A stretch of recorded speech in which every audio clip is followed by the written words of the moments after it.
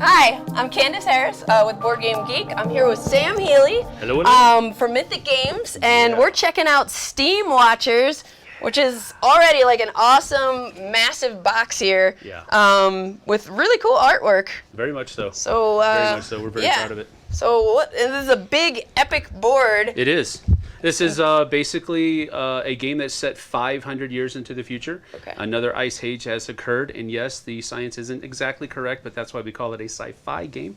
Nice. So basically what's happened is that this is Europe, and it has been covered with a meter-thick layer of ice. Okay. And so surviving is very difficult, as one might suppose. Sure. So different clans have kind of formed and grown, and they all have different special abilities. We have right now we have 6 different clans that are available, and we won't talk about all of them, but they're all asymmetric in a number of different ways. So yeah, go ahead. And so these different clans are vying for control of these steam columns that are erupting through the permafrost. Okay. And it makes the earth able to be farmed again. There's a better word for that, but you know what I mean. Yeah, absolutely. So controlling these steam columns is your mode of survival. So of course we're fighting over them. Okay. So it's an area control game. There's also a resource management aspect that's kind of running in the background.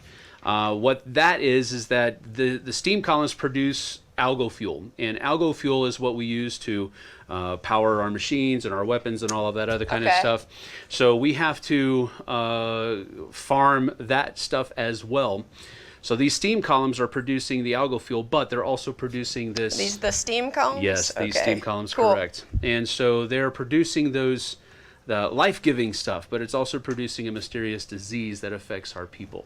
Ooh. So all of the different steam columns are benefiting us, but they're also adversely affecting us. So there's a tightrope that's there that you have to walk. Gotcha.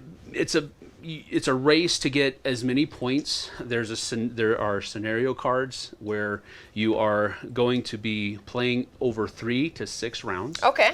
And the person who has the most resources at the end of the game wins.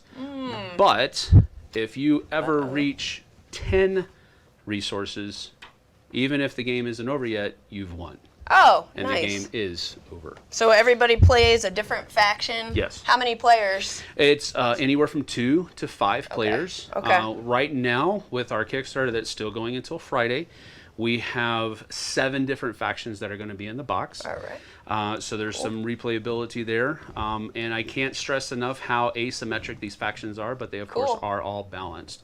But you get a different feel with each of the different factions. Is this a sample like setup of the beginning of the game, or is this kind of? This is a very static setup at the beginning of the game.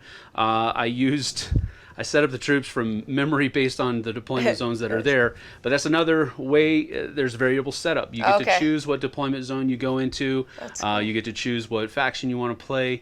The scenario also has different setup rules. So what are these cards up here? Those cards are the steam column cards. So during the thaw phase, which is one of the phases in each round, 2 of those cards are going to be played, either from a hand of cards that one of the Steamwatcher players has, or they're just top decked from the top of the deck. Okay. And new steam columns will pop up over the course of the board, so you have to move and go try to control those. Ah. So you can't turtle in this game. You have to move out. You have to spread out.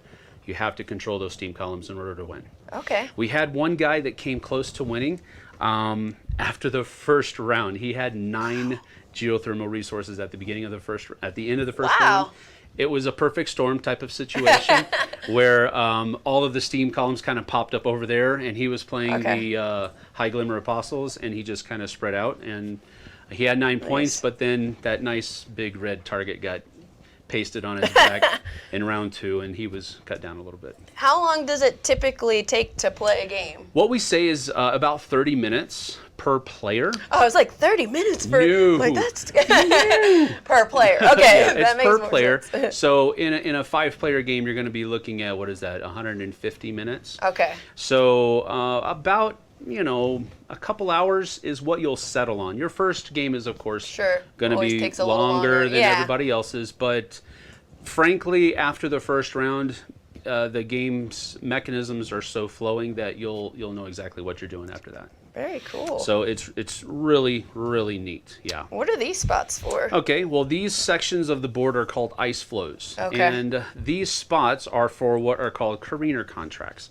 Couriers is a group of people that control movement, transportation of the ice flows.